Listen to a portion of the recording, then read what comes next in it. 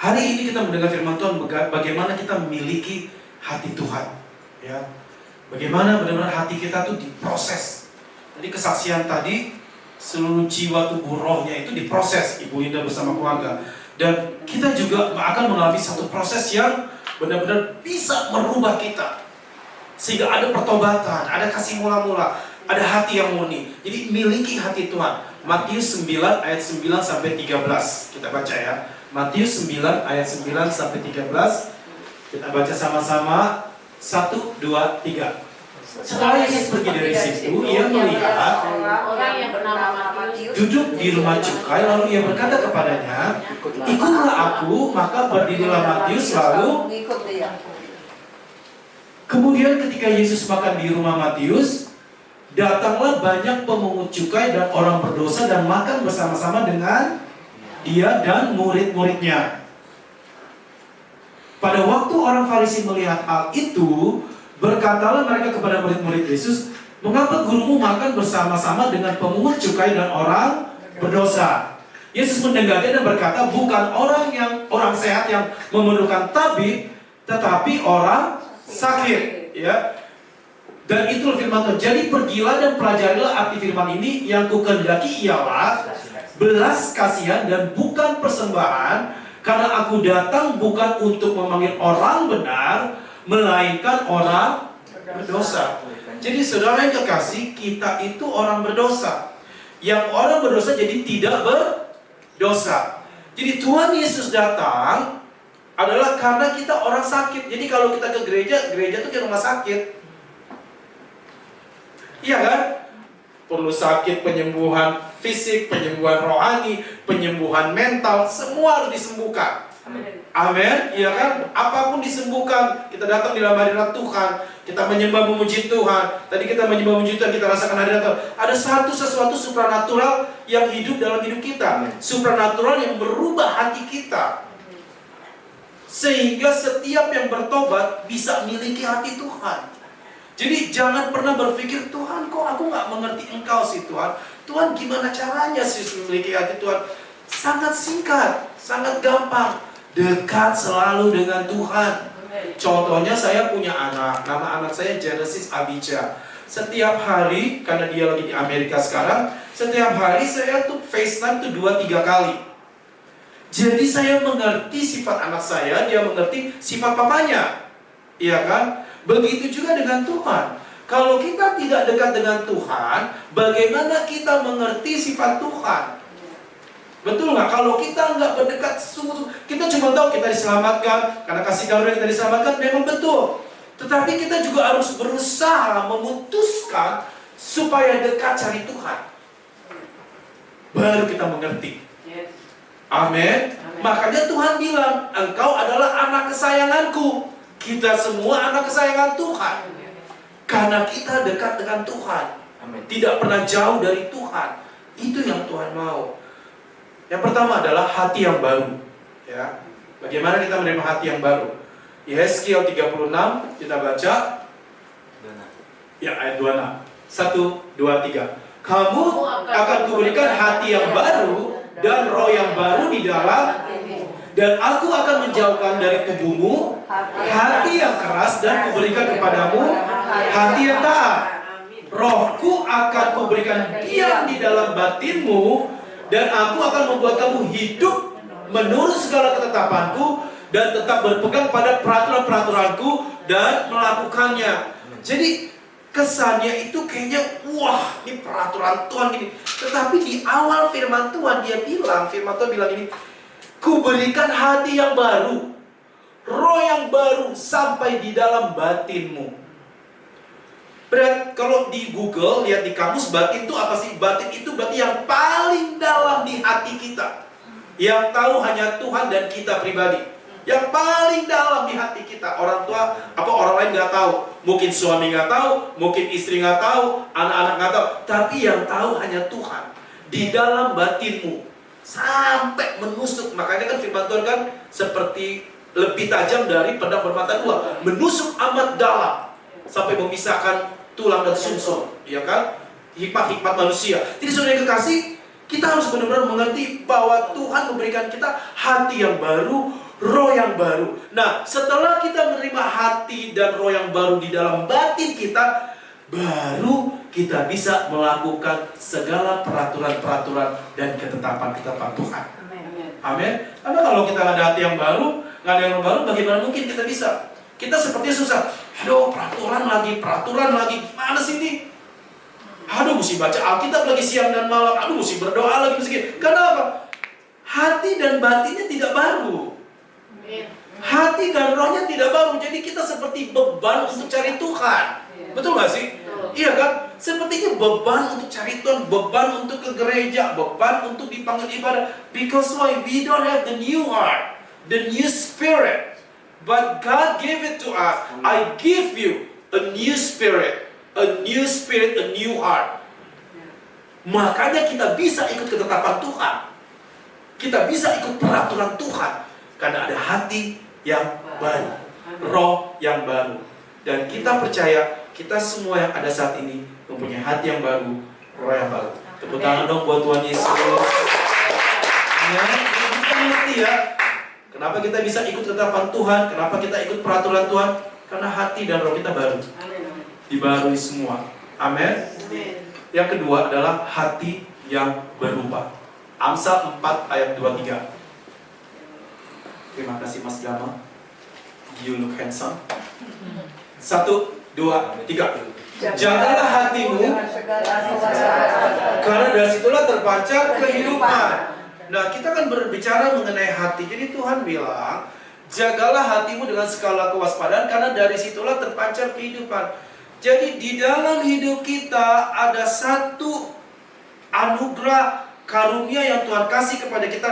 Di dalam hati kita akan terpancar air kehidupan yang Tuhan kasih kalau kita mempunyai hati Tuhan.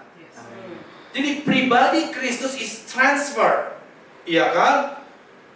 Dalam hidup kita. Sehingga cara hidup kita, cara kita berbicara, cara kita ngomong, cara kita bergaul, itu terpancar kehidupan. Karena ada hati Kristus. Hati yang berubah. Jadi kita mau diberubah. Saudara, kita kesel gak ya kalau ketemu orang? Contohnya misalnya, ketemu orang lawan bicara tapi marah-marah terus. Kayaknya pengen pergi kan ya? Capek deh nih orang. Cepet deh, kenapa sih? Udah males nih. Iya kan? Dikit-dikit pikiran negatif, dikit-dikit ini nih. Tapi coba kalau kita ketemu teman yang selalu tuh ngomongnya tuh positif, yang selalu sukacita, yang selalu enak gitu loh. Hati sejuk gak? Betul kan? Sejuk karena apa? Yaitu terpancar kehidupan. Ada hati Kristus terpancar kehidupan. Sehingga apa yang kita ngomong, apa yang kita jelaskan, cara bergaul kita, cara bergaul kita, cara semua itu semua benar-benar tuh memancarkan pribadi Kristus. Jadi orang yang melihat kita tuh senang gitu loh. Jadi kita menjadi berkat, garam dan terang bagi semua orang. Kehidupan kita berubah. Yang dulunya itu tukang komplain, yang dulunya pikiran negatif, yang dulu ngomongnya selalu maki-maki, jorok-jorok semuanya, berubah setelah kita bertobat. Karena apa? Yang tadi di Yehezkiel bilang, aku berikan engkau hati yang baru dan roh yang baru, sehingga engkau dapat melakukan ketetapan-ketetapanku dan peraturanku. Tapi itu melalui proses. Selalu semuanya melalui proses. Iya kan? Suami istri kan berdua, pribadinya beda, dua menjadi satu. Setelah dapat anak juga pribadinya beda. Yang paling lucu gini, kalau anaknya lagi lakukan kesalahan lagi, oh itu kayak mamanya tuh, bapaknya bela diri. Nanti saat lagi, oh itu kayak bapaknya tuh, mamanya bela diri. Loh ini kan reality, ya kan? Oh itu sifatnya kayak papinya tuh, oh ini sifatnya kayak maminya. Jadi salah-salahan gitu. Loh, itu normal. Karena memang setiap kita punya pribadi yang berbeda. Tapi satu hal, kalau kita sudah bertobat, sudah hidup baru, pribadi Kristus yang hidup dalam hidup kita. Walaupun kita tetap ada salah, tidak ada manusia yang sempurna. Karena ada pribadi Kristus, sehingga yang salah dirubah. Yang tidak benar menjadi benar. Iya kan? Iya kan? Yang jelek menjadi baik. Karena apa? Ada pribadi Kristus. Jadi hati yang berubah. Matius 15 ayat 19. Baca sama-sama ya. 1, 2, 3. Karena dari hati timbul segala pikiran jahat, pembunuhan, perzinahan, percabulan, pencurian, sumpah palsu, dan hujat. Jadi dalam hati kita, kalau kita benci teman ya misalnya ya, kita benci banget sama teman, itu masih dari hati sudah. Karena apa? Timbul di pikiran kita. Nih, saya mau kasih tip supaya kita nggak stres dapat teman yang nyebelin, yang ngeselin. Tapi gini, kadang kita dapat proses, Tuhan izinkan supaya kita dapat orang kayak begini. Benar nggak? Supaya kita benar-benar diproses. Bagaimana kita bisa sabar, ada buah-buah, ada sabar, kemurahan, kebaikan, ya kan, pengendalian diri. Jadi kadang-kadang Tuhan izinkan ada orang-orang yang dekat sama kita yang bikin kesel kita gitu loh. Nah tapi gini, kalau kita misalnya lagi nggak ngomong-ngomong sama dua orang, nggak tahu siapa yang benar, mana yang benar. Kalau saya begini, kita sebagai anak Tuhan, nggak usah dipikirin. Mungkin dia dalam pengertian gini, sampai mungkin kita kepahitan, sampai kita kesel. Kita harus pikir logik ini. Orang yang kita nggak suka, yang nyebelin lah gitu, itu di sana tuh lagi makan rujak, lagi tiduran di pantai, lagi liburan ke Eropa, ke Bali. Nah kita yang kesel sama orang, lagi mikirin stres, nggak bisa tidur, karena gara bikin tuh orang tuh. Padahal yang kita pikirin lagi makan bakso, makan mie ayam. Bener nggak sih? Lagi liburan, sunbathing di mana kek, makan nasi padang, nasi apa. Nah kita tuh pusing. Aduh, gue sebel banget sama nih orang. Kenapa sih nih orang gangguin gue terus? Kenapa sih nih orang jelekin gue terus? Kenapa sih ini gini? Ngapain? Bener nggak? Jangan. Kita anak-anak Tuhan. Ada roh sukacita damai sejahtera dalam hidup kita. Ada buah roh di hidup kita.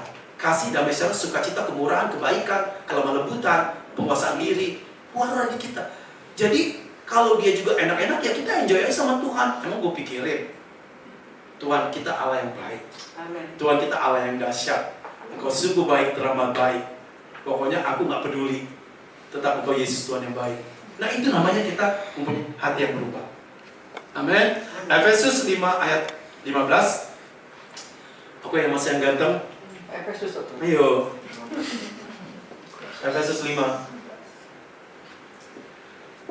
Sudah 1, 2, 3. Karena itu, perhatikanlah dengan seksama bagaimana kamu hidup. Janganlah tetapi seperti orang, dan pergunakanlah waktu yang ada. Karena hari-hari ini adalah, sebab itu janganlah kamu bodoh, tapi usahakanlah supaya kamu mengerti kehendak Tuhan. Hari ini adalah hari yang jahat. Semakin Tuhan Yesus dekat datang, kita akan banyak lihat masalah.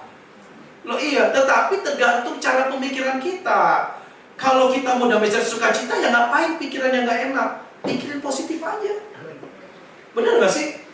Pikirin positif aja. Yang namanya hidup pasti ada ups and down. Tapi bagaimana kita cara menanganinya? Bagaimana kita undang pribadi Tuhan dalam hidup kita? Dalam hidup kita. Pribadi Kristus timbul dalam hidup kita. Transfer, mengalir. Roma 12 ayat 1 ayat 2. Iya kan? Iya kan? Berubah sesuai dengan pembaruan budimu. Ya kan? Biar kita hidup suci, kudus, itu yang berdamai kepada Allah. Jangan engkau serupa dengan dunia ini, tapi berubah sesuai dengan pembaruan budimu, supaya engkau mengerti mana kehendak Tuhan yang benar, yang baik. Jadi Roma 12 ayat 2 jadi bilang sesuai pembaruan budimu, supaya kita mengerti, sungguh mengerti. Karena apa? Karena kita sudah diubahkan, sudah berubah. Amin. Ingat bahwa hati kita sudah diubahkan. Oh bukan, yang ada di sini bukan firman, bukan ayat Alkitab sih, ada ya? Bukan gambar, tulisan-tulisan hati yang bertobat, hati yang ada. Oke, it's okay.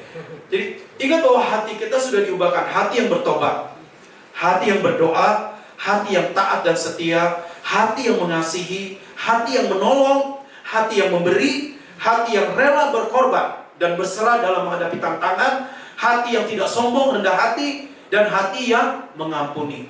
Saudara yang kekasih, Sebagai orang Kristen memang tidak gampang untuk mengampuni. Apalagi kalau kita diomongin orang, kalau kita disebelin orang, kalau kita dijahatin orang. Tetapi ingat, kenapa kita diselamatkan? Karena apa? Karena Yesus mengampuni kita. Ingat itu, ya. Karena Yesus yang mengampuni kita, berarti kita diajar untuk mengampuni. Amin. Ya. Dia mati di kayu salib untuk menebus setiap dosa manusia. Ada harga yang harus dibayar. Ya begitu. Kita manusia, kita mengampuni. Ada harga yang harus kita bayar. Lepaskan pengampunan. Lepaskan pengampunan.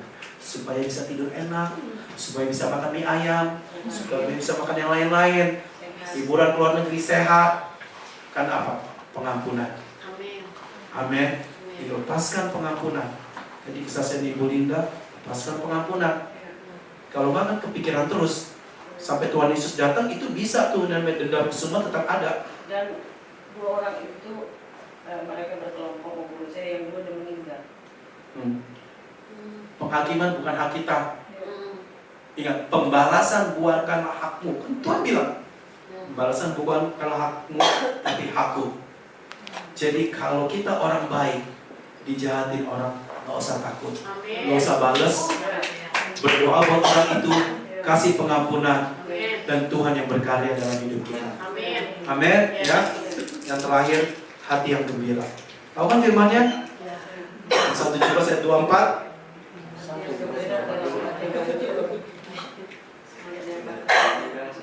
Oh salah ya? Berarti Amsal 7. Amsal 7 ya. Oh, tidak ada penghakiman di sini. Mana?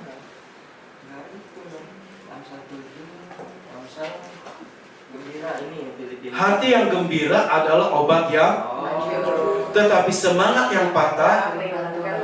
Kan ada lagu gimana? Hati yang gembira adalah obat, seperti obat hati yang senang. Tapi semangat yang patah keringkan tulang. Hati yang gembira Tuhan senang. Hati yang gembira adalah obat. Ayatnya 22.